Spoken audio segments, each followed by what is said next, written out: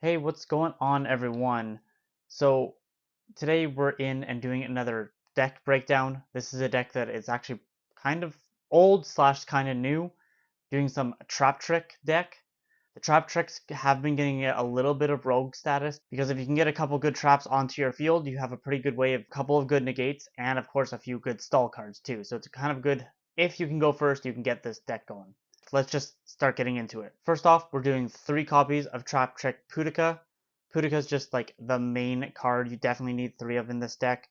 Just like every Traptrix monster, they're unaffected by whole normal traps, so anything with the word whole in it for a normal trap. So that's going to be consistent through all of the monsters. But with Pudica, you get the ability that when it is normal summoned, you can add Traptrix Garden from your deck to your hand. If this card is special summoned, you can target one special summon monster your opponent controls, banish it. Also, during the next standby phase, your opponent can special summon one of their banished monsters. And then the Traptrix Garden allows you an additional normal summon, and once per turn, your Traptrix monsters cannot be destroyed by battle, so it gives them a little bit of battle protection as well. Next, we got 3 copies of Traptrix Arachnocampa. First time each set card in your spell traps card zone would be destroyed. It is not, so gives your trap cards a little bit of protection against things like Lightning Storm and Harpy's Feather Duster. If you control a Traptrix monster, quick effect, you can special summon this card from your hand. Also, you cannot special summon monsters from the extra deck for the rest of the turn except for insect or plants, which you have a decent amount of insect and plants, and a couple of non-insect or plants are in the extra deck, so it kind of locks you depending on what you want to do.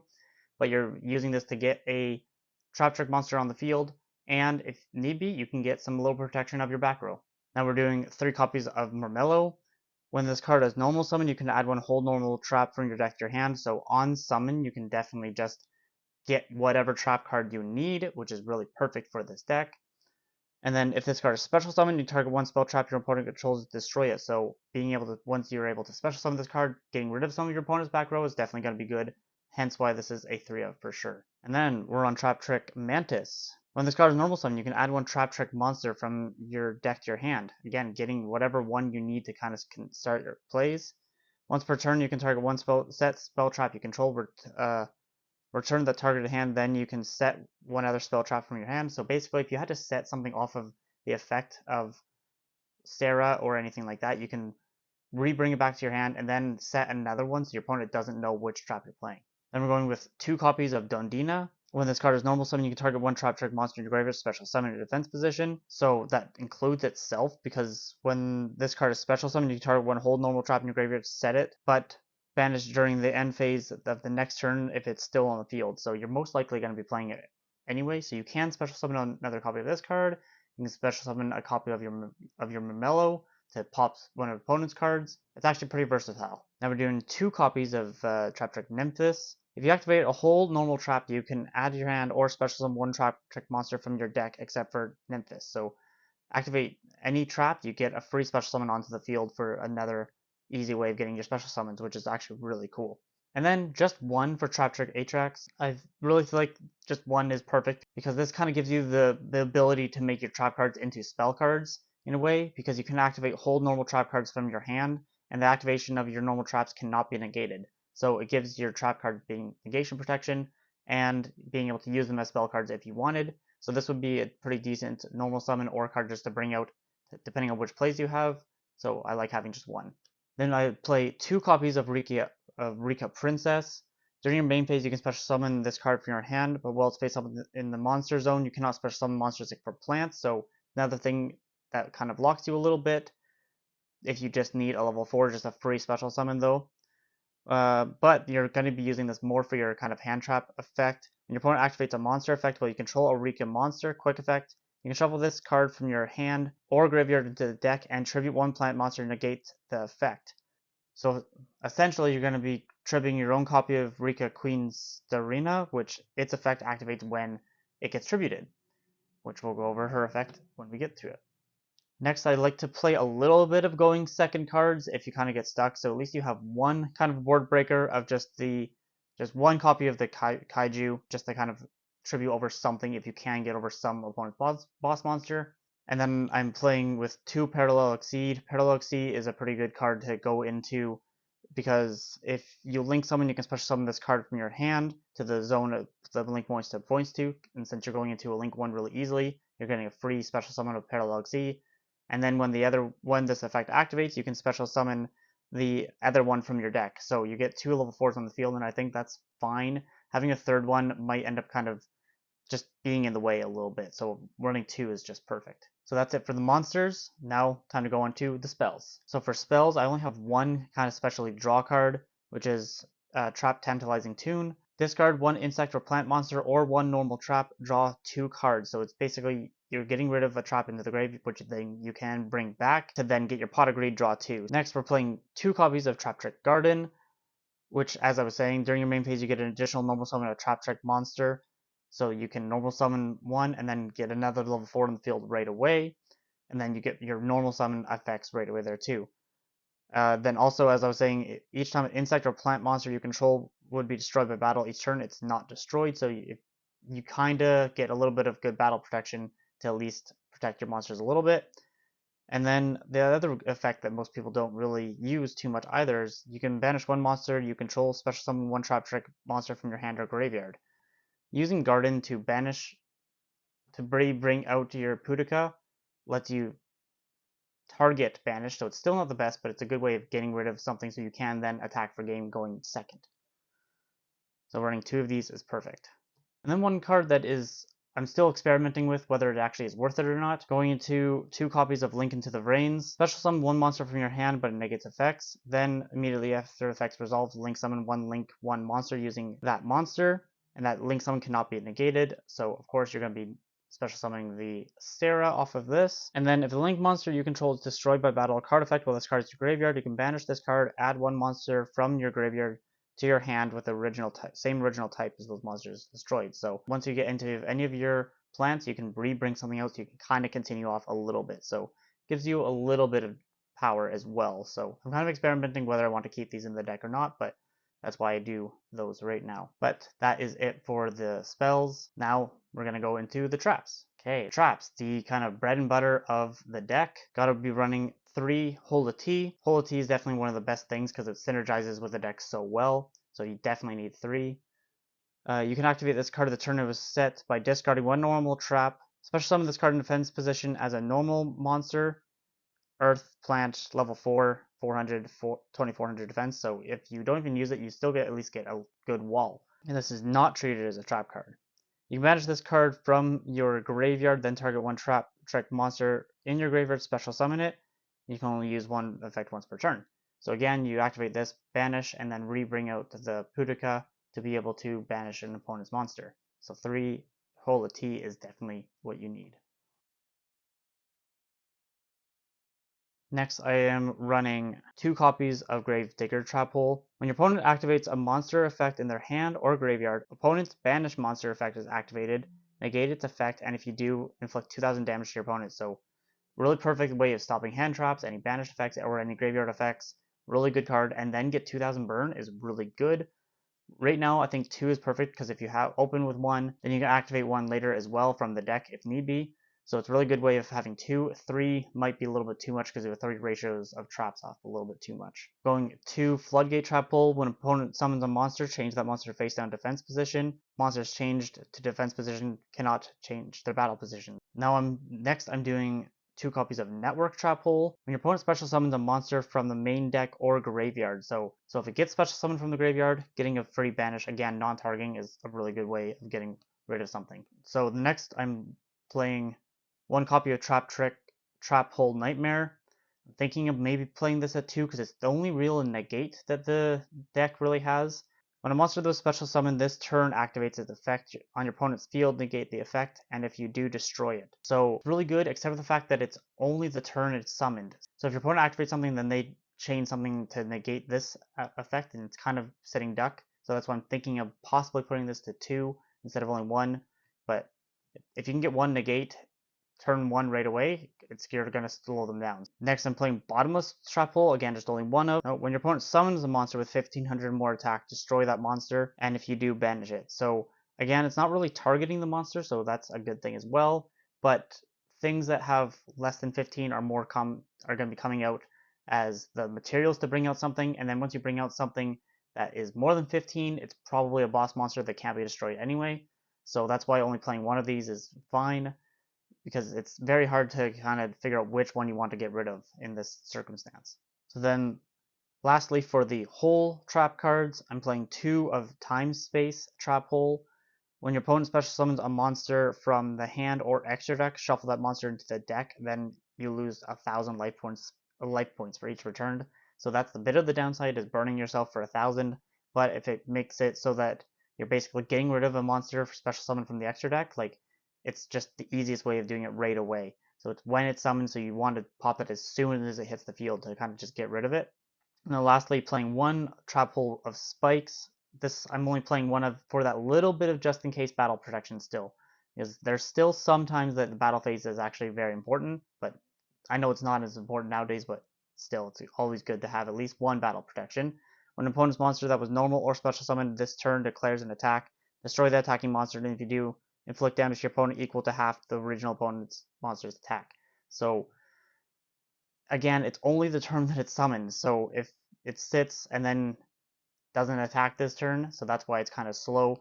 Again, it's not the best, but having just 1 is a little bit of battle protection. And then for the final set of traps, one that is not a normal trap, we actually have a continuous trap, and there can be only 1. Each player can only control 1 monster of each type. If a player controls more than 2 monsters of the same type, they must send some to the graveyard so they control no more than 1. You're playing insects and plants, so if you have an insect on the field, you're going to want to bring the plant out, and vice versa. So you can pretty well play this pretty easily and still get a decent board going. And the fact that in your extra deck you're playing warriors and fiends, it makes it pretty good to have 1 of each to be able to have a good field presence pretty easily.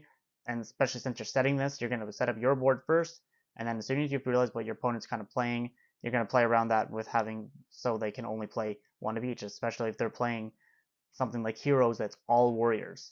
You're just going to stop them pretty much right there. That's it for the main deck. I'm not really playing any permanent hand traps. I kind of experiment with my hand traps depending on who I'm playing against. They're always side decks for this deck because it all depends on who I'm playing, because it's very specific sometimes. So I don't really main deck any hand traps for this deck. So now let's go into the extra deck. So for the extra deck, I'm playing 2 copies of Sarah. Sarah's the easy one, especially like I said, when you have the Parallel XC, you can easily go into any other plays from going into Sarah, especially again with the link of the Reigns right away as well.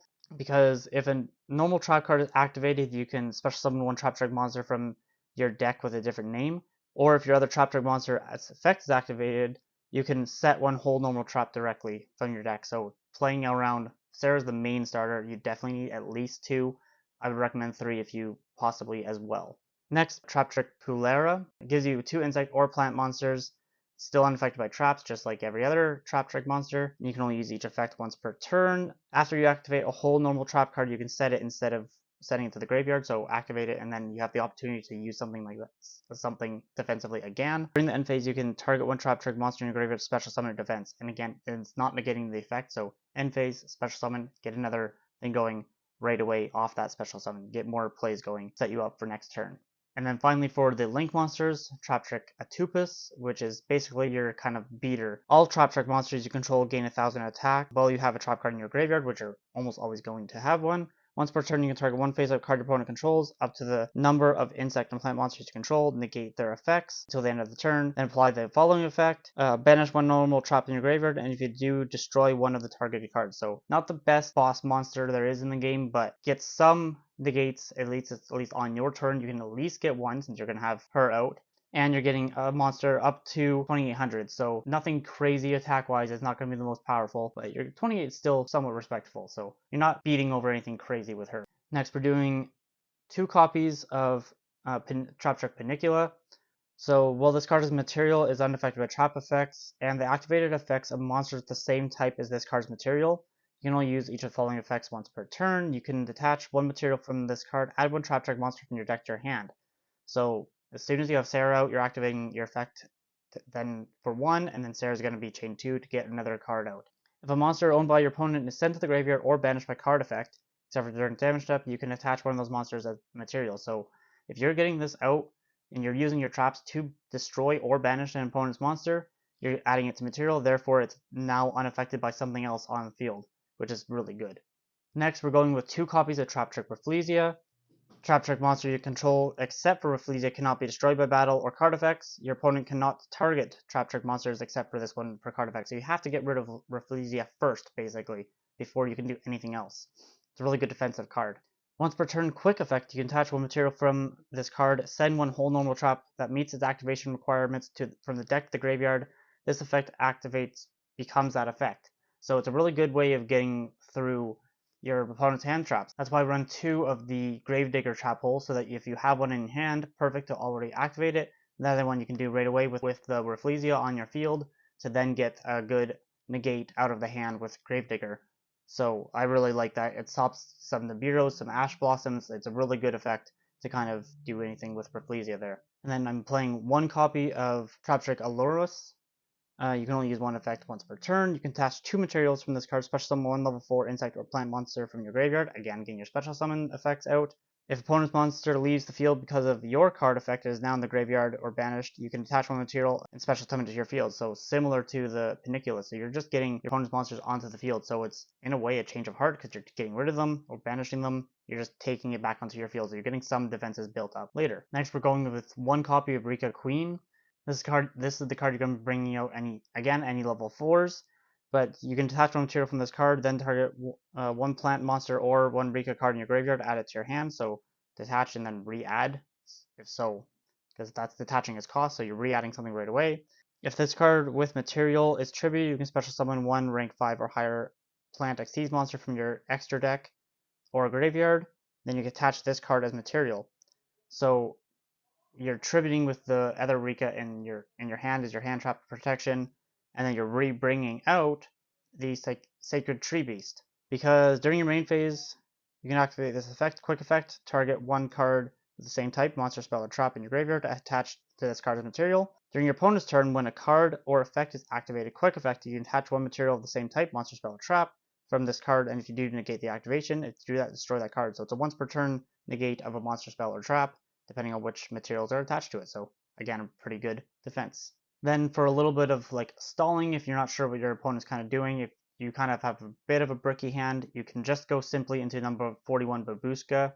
Once per turn during your standby phase, you're detaching 1 material from this card. If you cannot destroy this card, so you're getting it at least for 2 turns. This attack position card cannot be destroyed by your opponent's card effects. Your opponent cannot target this attack position with card effects, so you're getting a little protection with card effects if need be, but most of the time using this, when this card is face up defense position, change all face up monsters opponent's field to defense, also negate the activated effects of monsters that were in defense position. So you're getting a little bit, again, more of a floodgate type of material with the Babushka there. Next, we're going into the Time Thief Redoer, 2 level 4s. Once per turn during the standby phase, you can attach the top card of your opponent's deck to this card as a material. Quick effect, and you attach up to 3 different types of materials from this card that apply the following effects depending on what was attached. Monster, banish this card, so if you're going to get rid of something, if you want to get rid of to protect this card. Spell, draw 1 card, so extra draw. And trap, place 1 face-up card your opponent controls to the top of the deck. So especially since you're bringing it out with your trap Hold the T is a really good card, because then you get a non-targeting returnal, or like bounce essentially with Redoer.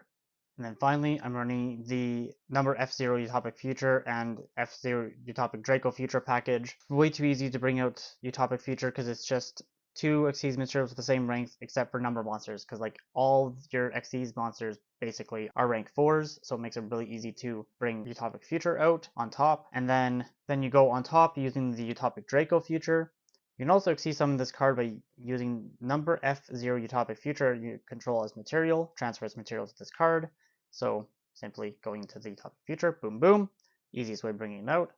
Cannot be destroyed by battle or card effects. Once per turn when your opponent activates a monster effect, quick effect, you can detach one material from this card, negate the activation, then if that monster was on the field, you gain control of it. So again, you're just scooping up opponent's monsters, and it's a once per turn on-field monster negate. So it's pretty good.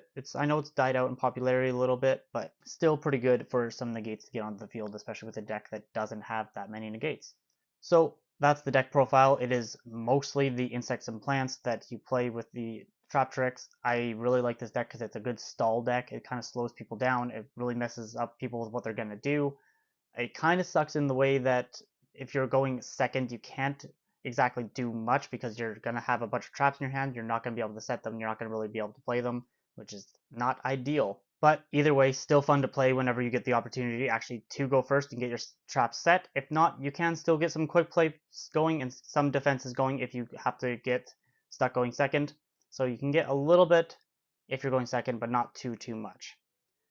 But anyway, that's it from you guys. Hopefully you like the Traptrix deck. If you haven't played it, it's pretty easy. It did come in a structure deck, so you can play at least most of it just from the structure deck. But other than that, I will see you guys in the next video. Bye.